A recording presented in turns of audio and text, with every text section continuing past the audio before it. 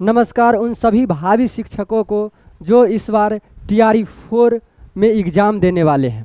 तो आइए आप सभी के लिए एक बम्पर वैकेंसी आई हुई है। फिर से ये प्रधानमंत्री हमारे जो घोषणा कर चुकी है अभी कि 1 लाख प्लस वैकेंसी आने वाली है। तो आप लोग को हम इन्हीं के बारे में थोड़ा सा एक इन्फॉर्मेशन देने का प्रयास करते हैं और पूरा ये नोट्स कि ये कितना तारीख को क्या होगा, फिर कितना तारीख को क्या होगा, ये पूरा संभावित तिथि को हम एक बार आप सभी के पास में रखने का प्रयास करते हैं। ये मुख्यमंत्री की बड़ी घोषणा है। आप उनके साइट पर, सोशल साइट पर जा कर के देख सकते हैं। तो आप देखना चाहे तो आप देख सकते हैं। ये 1 लाख प्लस वैकेंसी आएगी BPSC TRE 4 में। आइए इसमें हम बात करते हैं। BPSC TRE 4 की बात करेंगे तो ये है कि मुख्यमंत्री की तरफ से ये घोषणा की गई है। क्या की गई घोषणा? कि ये घोषणा की गई है कि मुख्यमंत्री नीतीश कुमार का ये ऐलान है कि 2025 तक ये जो है 1 लाख से अधिक शिक्षकों की बहाली होगी। और ये जो बहाली होगी वो किसके द्वारा? तो ये TRE 4 के द्वारा होगा। किसके द्वारा? TRE 4 के द्वारा होगा। इसी की परीक्षा से होगी। 1 लाख जो वैकेंसी आएगी उसमें जो बहाली होंगे वो किसके द्वारा? तो TRE 4 के द्वारा होगा। और ये अधिसूचना जल्द ही आने की संभावना है। और अगर हम बात करें कि TRE 4 अब होता क्या है कि TRE 4 के द्वारा दिया जाएगा, तो TRE 4 क्या होता है? तो ये BPSC टीचर होता है। ये BPSC TRE 4 जो है एक टीचर के रिक्वायरमेंट एग्ज़ाम होता है ना। और उसके बाद इसमें एजुकेटेड इसके द्वारा होता है। तो ये जो भी कैंडिडेट होते हैं उसमें वो BPSC के कैंडिडेट होते हैं। इसको BPSC कैंडिडेट ही बोलेंगे। और ये लोक सेवा आयोग यानी बिहार लोक सेवा आयोग के अंतर्गत आते हैं। TRE 4 की अगर बात करें तो ये चौथी शिक्षक भर्ती है। इससे पहले TRE 1, TRE 2 और TRE 3 कंप्लीट हो चुका है और अभी TRE 4 ये चौथी भर्ती परीक्षा है। ये इसी में TRE 4 में ही प्राथमिक शिक्षक है ना, उसके बाद माध्यमिक शिक्षक और ये उच्च माध्यमिक शिक्षक इसी के द्वारा नियुक्त होगा, ये TRE 4 के द्वारा।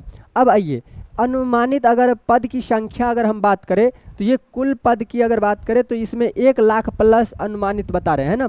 और ये प्राथमिक शिक्षक भी इसमें रहेंगे, उसके बाद माध्यमिक शिक्षक और ये उच्च शिक्षक भी इसी में शामिल होंगे, जो कि 1 से लेकर के 5 तक प्राथमिक शिक्षक और 6 से लेकर के 8 तक ये माध्यमिक शिक्षक और 9 से लेकर के 12 तक उच्च माध्यमिक शिक्षक।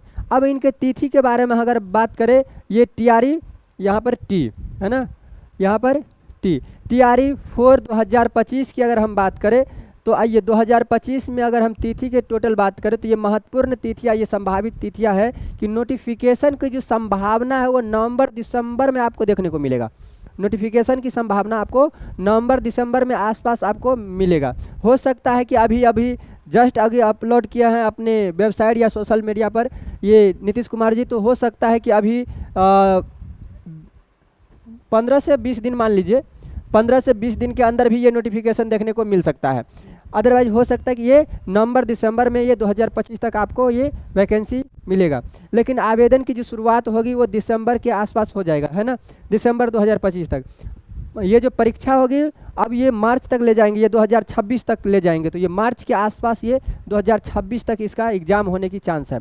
और इसका परिणाम जो है 1-2 महीना के बाद यानी अप्रैल-मई में आपको ये देखने को मिलेगा। तो ये एक संभावित तिथि है और ये इसी आधार पर शायद एग्ज़ाम होने वाले हैं। ठीक है, आइए अब हम बात करें कि TRE 4 में अगर पात्रता या एलिजिबिलिटी की अगर बात करें तो ये एलिजिबिलिटी किसके लिए क्या क्या कैटेगरिया या कैट एरिया है, तो इसमें हम लोग देखते हैं। प्राथमिक शिक्षा की अगर बात करें 1 से लेकर के 5 तक, तो इसमें कौन कौन सा आ सकते हैं? तो इसमें आएंगे 12वीं प्लस उनके साथ में DLED होनी चाहिए, उसके पास जो है CTET या नहीं तो टेट में से दोनों कुछ है तो उसमें वो भर सकते हैं। ठीक है, उसके बाद माध्यमिक अगर शिक्षक की बात करें 6 से लेकर के 8 तक, तो इसमें ये ग्रेजुएशन प्लस में BEd और उसके बाद टेट, ये इतना होंगे तभी जा कर के 6 से लेकर के 8 तक एग्ज़ाम देंगे। उसमें भी आप 2 होंगे, जैसे अगर कोई साइंस से या कोई आर्ट्स से, है ना। उसके बाद उच्च माध्यमिक शिक्षक में ये पोस्ट ग्रेजुएशन होनी चाहिए, फिर BEd होनी चाहिए और ये टेट होना चाहिए पेपर 2 में। अगर इसमें भी अब देख लिए हैं तो अब आइए ये अगर हम परीक्षा की पैटर्न की अगर बात करें कि परीक्षा की पैटर्न क्या कैसा होता है, तो ये ऑब्जेक्टिव बेस्ड क्वेश्चन होता है, ये MCQ होता है और ये एमसीक्यू के आधारित पे होता है। और ये जो पेपर होता है उसमें सामान्य अध्ययन होता है, और सामान्य अध्ययन के साथ साथ में विषय आधारित भी होता है। विषय आधारित क्या होता है कि आप होंगे जैसे 8 क्लास में, या 8 क्लास के लिए आप अप्लाई कर रहे हैं, या 6 से 8 तक माध्यमिक के लिए, उच्च माध्यमिक के लिए, तो आपके लिए जैसे साइंस वाला एरिया होगा तो साइंस वाला, या नहीं तो आर्ट वाला एरिया होगा तो आर्ट वाला एरिया आपके अपने विषय पर पकड़, और इसके साथ ही साथ सामान्य अध्ययन भी होगा। कुल अंक की बात करें तो 150, कितना, तो 150, ठीक है। आइए, अगर हम तैयारी करें कि तैयारी आप कैसे कर सकते हैं, तो तैयारी आप किसी भी वेबसाइट पर या किसी भी प्लेटफॉर्म पर ये तैयारी आप कर सकते हैं। अगर देखें तो ये एनसीईआरटी और प्लस में क्या, एनसीईआरटी के साथ साथ बिहार बोर्ड के लिए, तो बिहार बोर्ड के जितने भी किताब आते हैं उसको आप पढ़ते रहिए, है ना। उसके बाद सीटेट और टेट आप पास करके रखिए, फिर उसके बाद जनरल स्टडी आप पढ़ते रहिए, ठीक ना। उसके बाद डेली कम से कम 6 से लेकर के आपको अब 10 घंटा की पढ़ाई एटलीस्ट करना है। 6 से लेकर के 10 घंटा तक आप पढ़ाई करते हैं, और सप्ताह में कम से कम 1 दिन मॉक टेस्ट लगाते हैं, और उसके बाद जो मॉक टेस्ट लगाएंगे उसका जो सॉल्व पेपर होगा उस पेपर को भी एनालिसिस करते रहिएगा, ठीक है। अगर हम कहें तो आप विषय और जीके जीएस पर, यानी जीएस पर और उसके बाद विषय पर, दोनों पर आप फोकस एकदम संतुलन बना करके रखिए, तब जा करके आप ये क्लियर भी कर पाएंगे। और अगर हम देखें ये TRE 1 और TRE 2 और TRE 3 से आप अगर क्या सीखते हैं, तो इनसे हम लोग यही सीख लेते हैं कि इसमें हम टाइम मैनेजमेंट कैसे करें, है ना, और अपने सब्जेक्ट जो है उस पर क्लैरिटी कैसे लाए, उस पर ज़रूरी यही होता है। आप अपना जो मिस्टेक होता है उस मिस्टेक को कम कीजिए, और आपका जो एक्यूरेसी होता है उस एक्यूरेसी लेवल को आगे बढ़ाइए, ठीक है। और अपने पढ़ाई को और अच्छे बना करके रखिए, और आगे जो है ये 4 में, यानी TRE 4 में आपका सिलेक्शन हो जाए, यही भगवान से दुआ करते हैं, और आप लोग होंगे ज़रूर।